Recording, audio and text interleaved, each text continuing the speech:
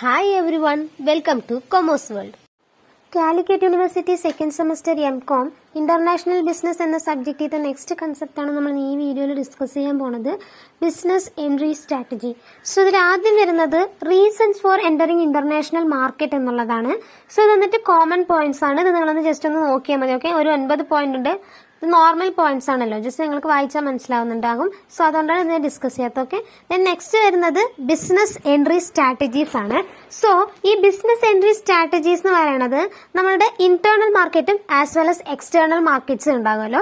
So ഈ രണ്ട് മാർക്കറ്റും തമ്മിൽ വരുന്നതാണ് ഈ ബിസിനസ് എൻട്രി സ്ട്രാറ്റജി എന്ന് പറയുന്നത്. ഈ രണ്ട് മാർക്കറ്റ്സിലും നമ്മൾ എന്തൊക്കെ കാര്യങ്ങളാണ് ചെയ്യുന്നത്, അതേപോലെ തന്നെ എന്തൊക്കെ ഡിസിഷൻസ് എടുക്കേണ്ടതായിട്ട് വരും, ദെൻ അതേപോലെ തന്നെ ആദ്യത്തെ പ്രൈസിംഗ് സ്ട്രാറ്റജി എന്താണ്, ദെൻ അങ്ങനെയുള്ള കാര്യങ്ങളൊക്കെയാണ് ഈ ബിസിനസ് എൻട്രി സ്ട്രാറ്റജീസിൽ വരുന്നത്. സോ ഈ ബിസിനസ് എൻട്രി സ്ട്രാറ്റജീസിൽ നമുക്ക് വരുന്നതാണ് ആദ്യത്തെയാണ് എക്സ്പോർട്ടിംഗ് എന്ന് പറയുന്നത്. ഓക്കെ, എക്സ്പോർട്ടിംഗ് എന്ന് പറയുന്നത് എന്താണെന്ന് വെച്ചാൽ the company export the product from it's home base without any marketing or production or organisation overseas. Normally company export the same product which is being marketed in the home country. അതായത് exporting എന്ന് പറയുന്ന സമയത്ത് ഇപ്പൊ നമ്മളുടെ ഇന്ത്യയിൽ വന്നിട്ട് ഒരു product നമ്മൾ ഉൽപ്പാദിപ്പിക്കുകയാണ്. സോ അതിന് വന്നിട്ട് നമ്മൾ എന്താണോ പ്രൈസ് സെറ്റ് ചെയ്തിട്ടുള്ളത്, അതേപോലെ തന്നെ എന്തൊക്കെ റിസോഴ്സസ് ആണോ യൂസ് ചെയ്തിട്ടുള്ളത്, അതേപോലെ തന്നെ എന്തൊക്കെ ഇൻഗ്രീഡിയൻസ് കാര്യങ്ങളൊക്കെ യൂസ് ചെയ്തിട്ടുണ്ടോ ആ സെയിം തന്നെ അതേപോലെ തന്നെ നമ്മൾ മറ്റൊരു മാർക്കറ്റിലും അല്ലെങ്കിൽ ഒരു കൺട്രിയിലും പോയിട്ട് നമ്മൾ ചെയ്യുന്നതിനെയാണ് ഈ എക്സ്പോർട്ടിംഗ് എന്ന് പറയുന്നത്. ഓക്കെ, യാതൊരു മാറ്റവും ഇല്ല. ഓക്കെ, നമ്മൾ എന്തെങ്കിലും ചേഞ്ച് ചെയ്യോ അങ്ങനെയൊന്നുമില്ല, സെയിം തന്നെ ചെയ്യുന്നതാണ് ഈ എക്സ്പോർട്ടിംഗ് എന്ന് പറയുന്നത്. ഓക്കെ, സോ ഈ എക്സ്പോർട്ടിംഗ് എന്ന് പറയുന്നത് നമുക്ക് എങ്ങനെയൊക്കെ ആവാം. എക്സ്പോർട്ടിംഗ് എന്ന് ചെയ്യുന്ന സമയത്ത് നമുക്ക് കുറെ സർക്കംസ്റ്റൻസ് വരും. സോ എങ്ങനെയൊക്കെ സർക്കംസ്റ്റൻസ് വരുന്ന വെച്ചാൽ ഒന്ന് വന്നിട്ട് നമ്മുടെ കോസ്റ്റ് ഓഫ് പ്രൊഡക്ഷൻ വന്നിട്ട് ഫോറിൻ മാർക്കറ്റിലോട്ട് വരുന്ന സമയത്ത് കൂടുതലാകും. അങ്ങനെ കൂടുതലാകുന്ന സമയത്ത് നമുക്കതൊരു സർക്കംസ്റ്റൻസ് ആണ്. പിന്നെ അതേപോലെ തന്നെ നമ്മളുടെ പ്രൊഡക്റ്റിനോ അല്ലെങ്കിൽ നമ്മളുടെ ഒരു മാർക്കറ്റ് കാര്യങ്ങൾക്കോ ഒരു ലോങ് പീരീഡ് ഒരു വാലിഡിറ്റി ഇല്ലാതെ വരുന്ന സമയത്ത്, അതേപോലെ തന്നെ ഒരു ഗ്യാരണ്ടി ഇല്ലാതെ വരുന്ന സമയത്ത് അതും ഒരു സർക്കംസ്റ്റൻസ് ആണ്. ദെൻ അതേപോലെ തന്നെ നമുക്ക് ഈ പ്രോഡക്റ്റ് എന്ന് പറയുമ്പോൾ നമ്മൾ ഓരോന്നിന്റെ ബേസിസിലായിരിക്കും ഫീച്ചർ ചെയ്ത് വെച്ചിട്ടുള്ളതല്ലേ. ലൈക്ക് അതിന്റെ പ്രോബ്ലംസ്, ദെൻ അതേപോലെ തന്നെ മെറ്റീരിയൽ ക്വാളിറ്റി, ദെൻ ചിലതിന് ലേബർ കൂടുതലായിട്ട് വരും, ചിലതിന് ക്യാപിറ്റൽ നമ്മൾ കൂടുതൽ കൊടുക്കേണ്ടതായിട്ട് വരും. സോ അങ്ങനെ നമ്മൾ ക്യാരക്ടറൈസ് ചെയ്ത് വെച്ചിരിക്കുന്ന കാര്യങ്ങൾ അതിന് വന്നിട്ട് ഓരോ ബോട്ടിൽ നെക്സ് ഉണ്ടാകും അല്ലെ. ആ ബോട്ടിൽ നെക്സ് എന്ന് പറയുന്ന സമയത്ത് കൂടുതലാവുന്ന സമയത്തും നമുക്ക് പ്രോബ്ലം ആയിട്ടായിരിക്കും വരും. ഓക്കെ, ദെൻ അതേപോലെ തന്നെ പൊളിറ്റിക്കൽ റിസ്ക്കും അതേപോലെ തന്നെ ഇൻവെസ്റ്റ്മെന്റ് റിസ്ക്, നമ്മൾ ഇൻവെസ്റ്റ്മെന്റ് ചെയ്യുകയാണെങ്കിൽ അതിൽ വരുന്ന പൊളിറ്റിക്കൽ റിസ്ക് എന്ന് പറയുന്നത് ഒരു സർക്കംസ്റ്റൻസ് ആണ്. പിന്നെ അതേപോലെ തന്നെ ഫോറിൻ ഇൻവെസ്റ്റ്മെന്റ് നമ്മൾ ചെയ്യുന്ന സമയത്ത് അത് നമ്മളുടെ ഫോറിൻ ഗവൺമെന്റ് എൻകവറേജ് ചെയ്യാതെ വരുന്ന സമയത്തും ഒരു സർക്കംസ്റ്റൻസ് ആണ്.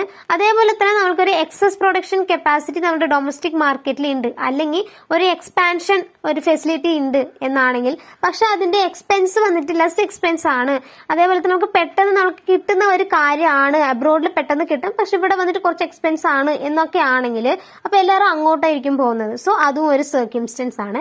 Next, very attractive incentives are available in the country four establishing facilitating four export product. അതായത് എക്സ്പോർട്ട് പ്രോഡക്റ്റ് കൊടുക്കാനായിട്ട് കുറെ ഇൻസെന്റീവ്സ് കൊടുത്താലും പ്രോബ്ലം ആണല്ലോ. എല്ലാ ഇൻസെന്റീവ്സും കൊടുക്കുകയാണെങ്കിൽ എല്ലാവരും എക്സ്പോർട്ട് ചെയ്തുകൊണ്ട് പോകുമല്ലോ. സോ അതും ഒരു സർക്കംസ്റ്റൻസ് ആണ്. ഇതാണ് നമ്മളുടെ എക്സ്പോർട്ടിംഗ് എന്ന് പറയുന്നത്. ദെൻ നമ്മൾക്ക് ഇൻഡയറക്റ്റ് എക്സ്പോർട്ടിങ്ങും ഡയറക്റ്റ് എക്സ്പോർട്ടിങ്ങും വരുന്നുണ്ട്. ഇതിൽ ഇൻഡയറക്റ്റ് എക്സ്പോർട്ടിംഗ് എന്ന് പറയുമ്പോൾ firm delegate the task of selling goods abroad to an outside agency. അതായത് ഒരു ഏജൻസിയിലൂടെ നമ്മൾ എക്സ്പോർട്ട് ചെയ്യുന്നതാണ് ഇൻഡയറക്റ്റ് എക്സ്പോർട്ടിംഗ് എന്ന് പറയുന്നത്. ഓക്കെ, ഒരു ഏജന്റ് വെച്ച് അവർക്ക് കമ്മീഷൻസും കാര്യങ്ങളൊക്കെ കൊടുത്ത് അങ്ങനെ ചെയ്തതാണ്. ആ ഏജന്റ് വന്നിട്ട് ഫോറിൻ മാർക്കറ്റിലെ ഒരു ഏജന്റ്, അതേപോലെ തന്നെ നമ്മുടെ ഇന്ത്യൻ മാർക്കറ്റിലെ ഒരു ഏജന്റ്, അങ്ങനെയുള്ള ഏജൻസിയിലൂടെ നമ്മൾ കൊടുക്കുന്നതാണ് ഇൻഡയറക്റ്റ് എക്സ്പോർട്ടിംഗ് എന്ന് പറയുന്നത്. ഡയറക്റ്റ് എക്സ്പോർട്ടിംഗ് എന്ന് പറയുന്ന സമയത്ത് ഡയറക്റ്റ് സെല്ലിംഗ്.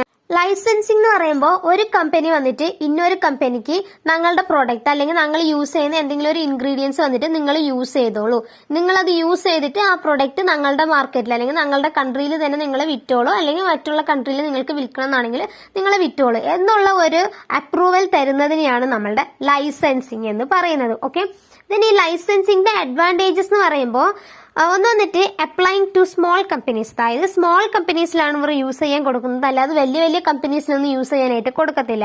ദെൻ അതേപോലെ തന്നെ നമ്മുടെ മാർക്കറ്റിന് പെട്ടെന്ന് ആക്സസ് ചെയ്യാൻ പറ്റും. ദെൻ അതേപോലെ തന്നെ ഗ്ലോബൽ മാർക്കറ്റിൽ ഒരു ഗ്രേറ്റ് റേറ്റ് ഒരു പെനട്രേഷൻ ഉണ്ടാകും എന്നുള്ളതൊക്കെയാണ് അഡ്വാൻറ്റേജസ്. ദെൻ ഡിസ്അഡ്വാൻറ്റേജസ് എന്ന് പറയുമ്പോൾ other entry mode choice may be affected. അതായത് ചില എൻട്രി മോഡ്സ്, ചില കമ്പനികളുടെ ലൈസൻസിങ് നമ്മൾ എടുത്ത് ചെയ്യുകയാണെങ്കിൽ അപ്പൊ കമ്പനി പറയും നിങ്ങൾക്ക് ഈ എൻട്രി മോഡ്സ് ഒന്നും യൂസ് ചെയ്യാൻ പറ്റത്തില്ല എന്ന് പറയുകയാണെങ്കിൽ അത് നമുക്ക് വർക്കാവില്ല. അപ്പൊ അതൊരു ഡിസഡ്വാൻറ്റേജ് ആണ്.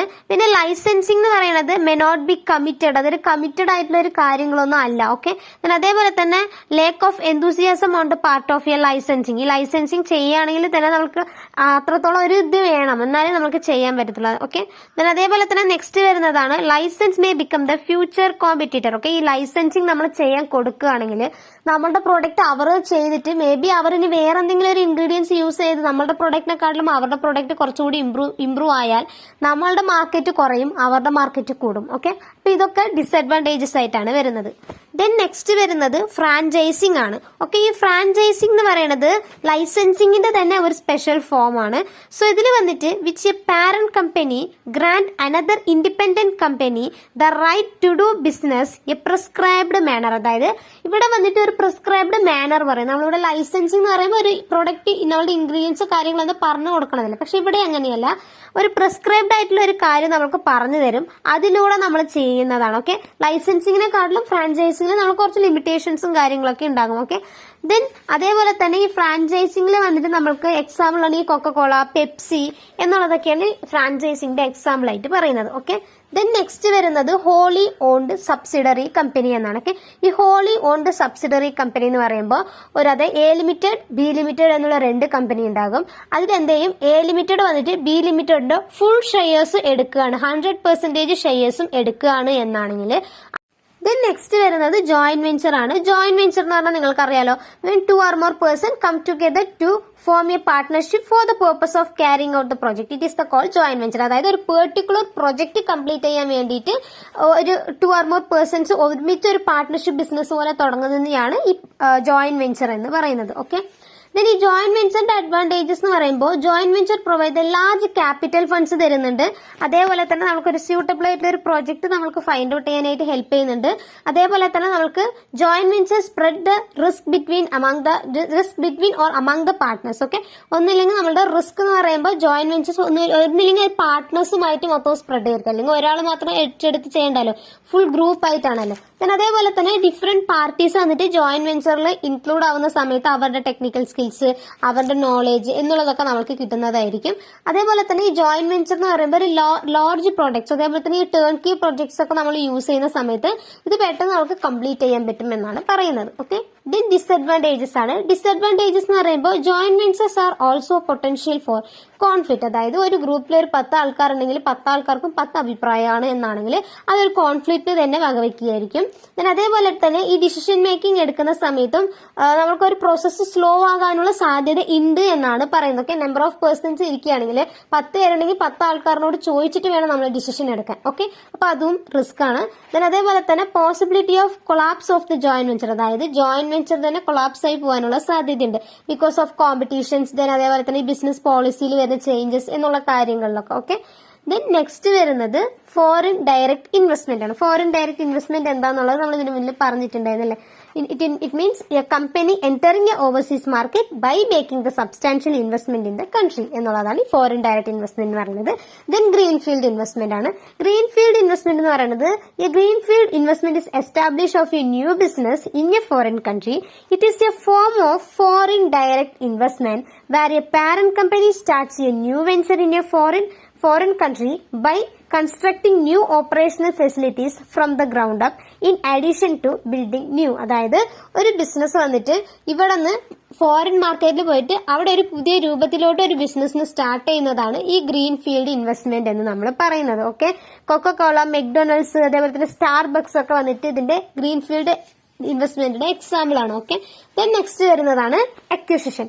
അക്വിസിഷൻ എന്ന് പറഞ്ഞാൽ നിങ്ങൾക്ക് എന്താണെന്ന് അറിയാലോ. Acquisition involves merger or acquisition എന്ന് പറയുന്നുണ്ട് in a foreign country with an existing firm. It is the firm strategy of buying capital, technology, assets and firms management of various companies to grow quickly in a foreign country എന്നുള്ളതാണ് acquisition എന്ന് പറയുന്നത്. Okay, then വരുന്നത് strategic alliance ആണ്.